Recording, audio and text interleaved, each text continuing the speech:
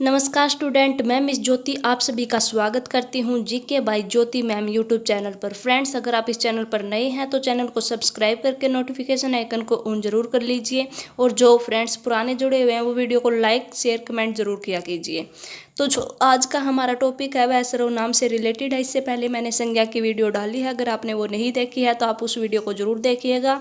आज हम सर्वनाम क्या होते हैं, जिसको हम इंग्लिश में एडजेक्टिव बोलते हैं, उनके बारे में जानते हैं। तो चलिए आज के हमारी वीडियो को स्टार्ट करते हैं।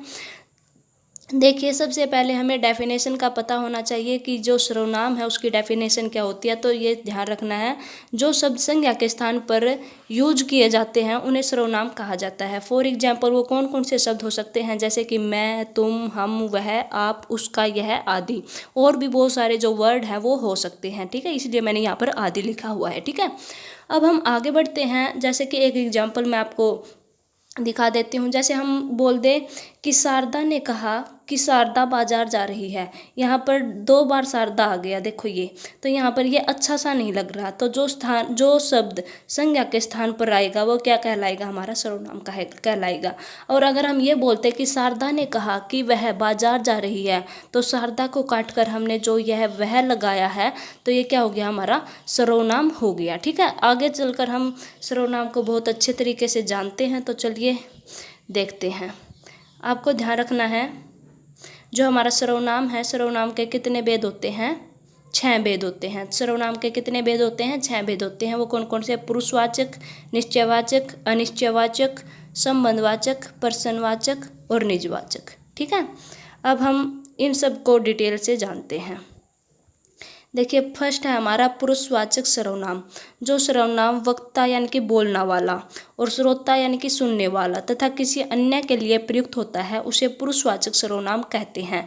इसके कौन कौन से एग्जाम्पल है, जैसे मैं, तुम, वह आदि। और जो हमारा पुरुषवाचक सर्वनाम है यह भी, इसके भी आगे चलकर कितने भेद हैं, 3 भेद है। तो जैसे उत्तम पुरुष, हम उत्तम पुरुष की बात करते हैं कि वक्ता जिन शब्दों का प्रयोग अपने स्वयं के लिए करता है वह क्या होता है, हमारा उत्तम पुरुष सर्वनाम होता है। जैसे कि ये कौन कौन से इसमें एग्जाम्पल आएंगे, जैसे कि मैं, मेरा, मुझे, मुझको, मुझसे, हम, हमें आदि, ठीक है। और जो मध्यम पुरुष होता है ये होता है श्रोता यानी कि संवाद करते समय जिन सर्वनाम शब्दों का प्रयोग करता है। जो श्रोता होता है यानी कि श्रोता क्या होता है, सुनने वाला, और वक्ता क्या होता है, बोलने वाला। ये भी आपको ध्यान रखना है, श्रोता सुनने वाला और वक्ता बोलने वाला।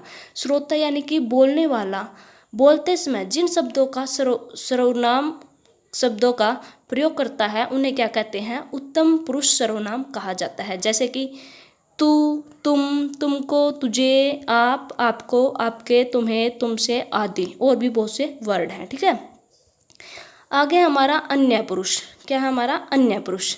अन्य पुरुष जैसे कि जिस सर्वनाम शब्दों का प्रयोग वक्ता और श्रोता का संबंध न होकर, देखिए, ना ही तो वक्ता यानी कि ना तो बोलने वाला और ना ही श्रोता यानी कि ना ही सुनने वाला, बल्कि किसी अन्य का संबोधन प्रतीत होता है, जैसे उसे वहाँ पर क्या होता है, अन्य पुरुष होता है।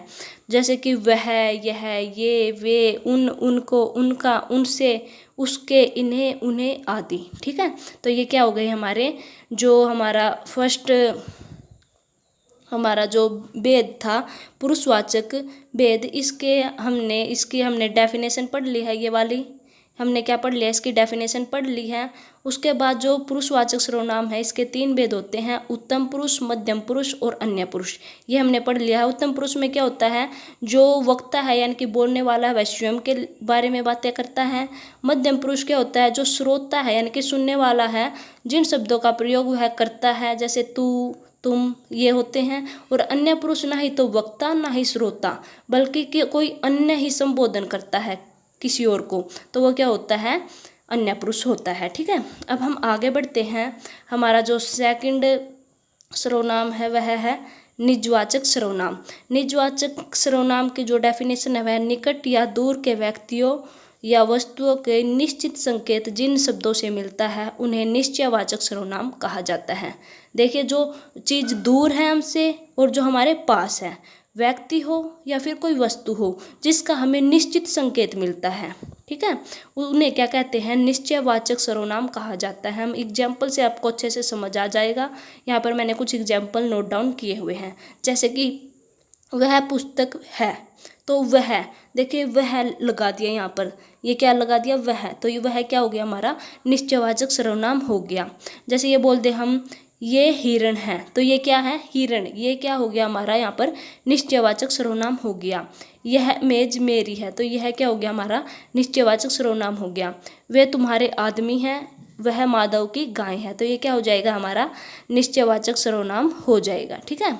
अब हम आगे बढ़ते हैं। आगे हमारा जो है वह है अनिश्चयवाचक सर्वनाम। क्या है, अनिश्चयवाचक सर्वनाम। देखिए, जो सर्वनाम शब्द किसी निश्चित व्यक्ति अथवा स्थान अथवा वस्तु का हमें बोध नहीं करवाते हैं। जो सर्वनाम शब्द हमें किसी व्यक्ति, वस्तु अथवा स्थान का निश्चित बोध नहीं करवाते हैं, ये क्या होते हैं, हमारे अनिश्चयवाचक सर्वनाम होते हैं। एग्जाम्पल्स देती हूँ मैं आपको अच्छे से समझ आ जाएगा। जैसे कोई आ रहा है, तो हमें ये नहीं पता कि कौन आ रहा है, लेकिन कोई आ रहा है, तो कोई क्या हो जाएगा हमारे यहाँ पर अनिश्चयवाचक सर्वनाम हो जाएगा। जैसे कि बाहर कोई है, तो हमें ये नहीं पता कि कौन है, हमें उसका निश्चित नहीं पता है कि वो कौन है, लेकिन हमें पता है कि कोई है, तो ये क्या हो जाएगा, हमारा अनिश्चयवाचक सर्वनाम हो जाएगा। जैसे दूध में कुछ गिर गया है, तो कुछ क्या हो गया, हमारा अनिश्चयवाचक सर्वनाम हो गया। जैसे दरवाजे पर कोई खड़ा है, तो कोई क्या हो गया, हमारा अनिश्चयवाचक सर्वनाम हो गया। तो ये, अब हम आगे बढ़ते हैं। आगे है संबंधवाचक सर्वनाम। संबंधवाचक सर्वनाम वो होते हैं जो दूसरी संज्ञा या सर्वनाम से संबंध दिखाने के लिए प्रयुक्त किए जाते हैं। जैसे कि जो आया है सो जाएगा, तो जो और सो क्या हो गया, हमारे यहाँ पर संबंधवाचक सर्वनाम हो गए। जैसे कि जिसकी लाठी उसकी भैंस, ये दोनों HSSC के एग्जाम में पूछे गए हैं। जैसे कि जिसकी और उसकी, ये क्या हो गया, हमारा संबंध बन गया। जैसा कर्म वैसा फल, जैसा और वैसा।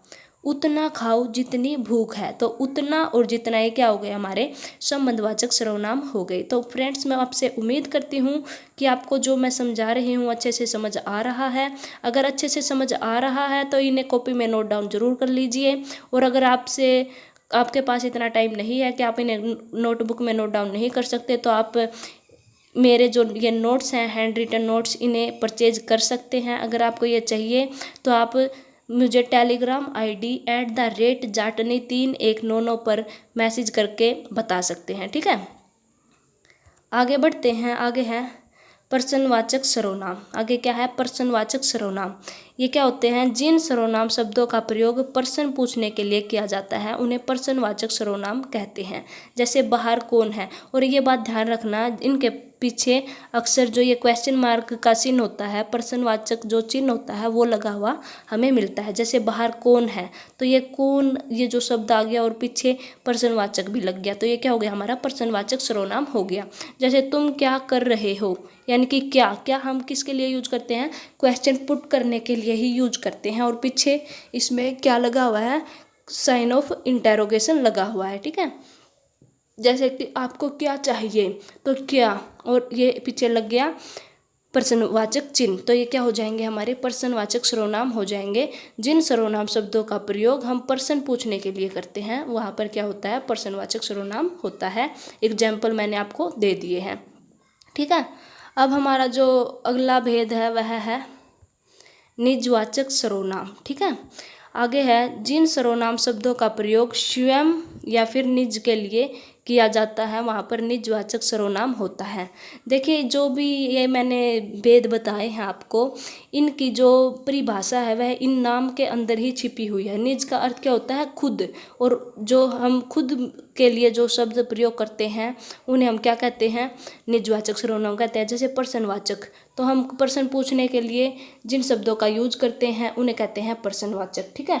अनिश्चित, जिसमें कोई निश्चित नहीं है कि कोई, जैसे कौन, ये है, ठीक है। और जैसे निश्चित कि बाहर सीमा आई है, तो सीमा क्या हो गई, यहाँ पर निश्चितवाचक सर्वनाम हो गई, ठीक है।